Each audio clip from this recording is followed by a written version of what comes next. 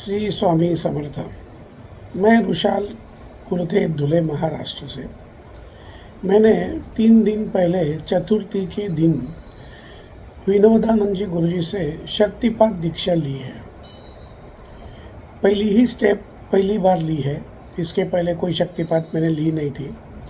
गुरुजी से यूट्यूब से संपर्क होने के कारण यूट्यूब पे उनके जो वीडियो है वो देखे। उनको देखने के बाद मुझे लग रहा था कि एक बार गुरुजी से बात करके शक्तिपात दीक्षा के बारे में जानकारी लेके एक बार उसको लेके देखना चाहिए कि उससे होता कैसा है। जो लोग आध्यात्म के मार्ग पर चल रहे हैं उनके लिए बहुत सरल और अच्छा उपाय मुझे ऐसा लगता है कि शक्तिपात दीक्षा है।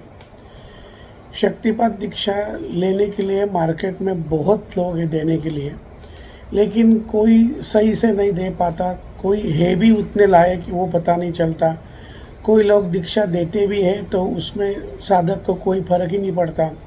मेरा अनुभव ऐसा ही कुछ रहा है। पहले 2 बार मैंने यूट्यूब पे देख के कोशिश किया था, लेकिन उसमें कुछ मुझे अनुभव आया नहीं था। मैं गुरुजी से पहली बार शक्तिपात दीक्षा ले रहा था। गुरुजी से मेरा बात हुआ। गुरुजी ने बताया कि आप पहला स्टेप जो है 3 स्टेप में है, जो कि पहला स्टेप आप करके देखिए, उसके बाद मुझे बताना कि आपको क्या फ़र्क पड़ता है। हमारा बात होने के बाद गुरुजी ने बताया कि आज के दिन चतुर्थी है। चतुर्थी के दिन वो दोपहर के टाइम पे एक पहली शक्तिपात हम लेते हैं। जैसा शक्तिपात का प्रोसेस चालू किया, गुरुजी ने सामने बिठा के वीडियो कॉल पे पहले 5 मिनट तक कुछ समझ नहीं पा रहा था कि हो क्या रहा था, लेकिन ऐसा लग रहा था कि कुछ ना कुछ अच्छा होने वाला है। क्यों कि अंदर से मूलाधार चक्र की तरफ से कुछ वाइब्रेशंस चालू हो गए थे पहले ही टाइम से, यानी पहले 5 मिनट से ही कुछ ना कुछ हलचल चालू हो गई थी। जैसा लग रहा था कि कुछ हो रहा है, वैसा कॉन्सेंट्रेट वो जगह पे अपने आप हो जाता है।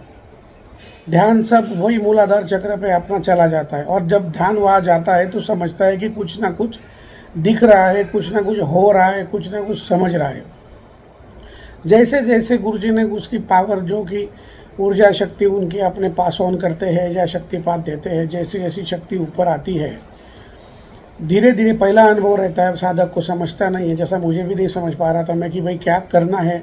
बस बैठे रहो, आंखें बंद करो और अनुभव लो कि हो क्या रहा है।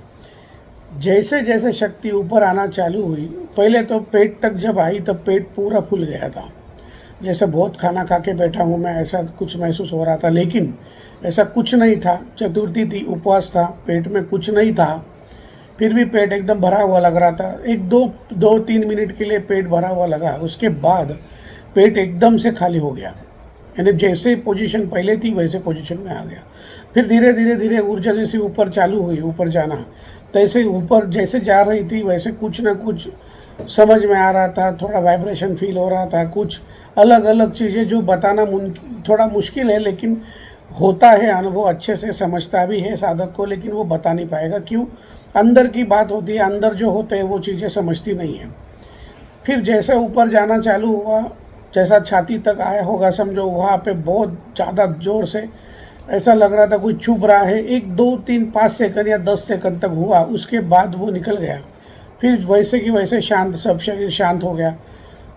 और जब साधना चालू थी, साधना यानी जब सर शक्तिपात, गुरुजी शक्तिपात दे रहे थे, तब अपने आप शरीर लॉक हो जाता है।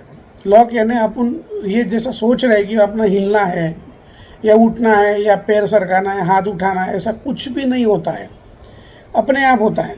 जैसा कोई चीज़ लॉक करके रख दो, आपको कोई फीस कर देता है आपको। जैसे समझो कि बैठ गए और सो गए, तो समझता नहीं कि क्या होता है। वो जैसा पोजीशन होता होगा वही पोजीशन में अपन रहते हैं, समझता ही नहीं कि भाई हलचल हो रही है नहीं हो रही, लेकिन होती नहीं है।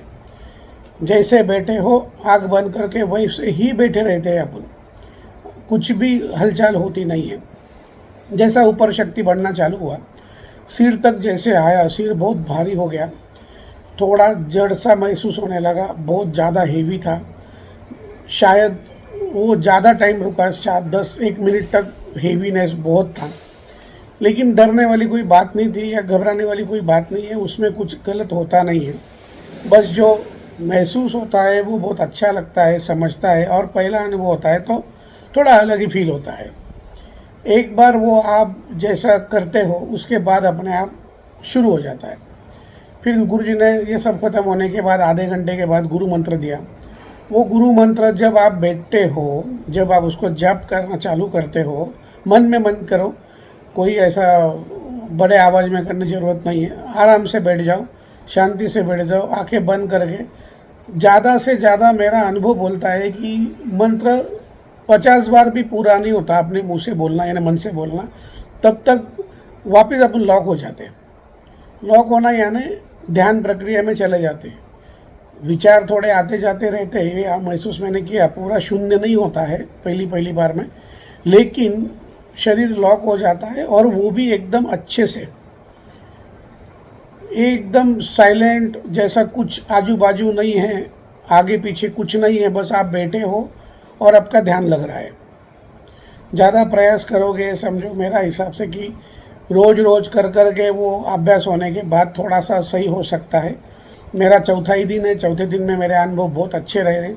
अभी सेकंड स्टेप है, उसके बाद थर्ड स्टेप है। तब तक तो हकीकत में ऐसा लग रहा है कि भाई जो चाहिए था वो मिल जाएगा। और ये गुरु जी का बहुत बहुत धन्यवाद है कि इतने यूट्यूब पे इतने सारे लोग हैं जो कि फंसाने का काम कर रहे हैं, और गुरु जी सच्चा काम कर रहे हैं। बस अभी ऐसा है कि आगे का अनुभव भी जैसा आता है मैं आपसे शेयर करूँगा, लेकिन आज तक का अनुभव, अभी तक का अनुभव बहुत अच्छा रहा। इसके लिए गुरु जी को बहुत बहुत धन्यवाद। श्री स्वामी समर्थ। जय जय स्वामी समर्थ।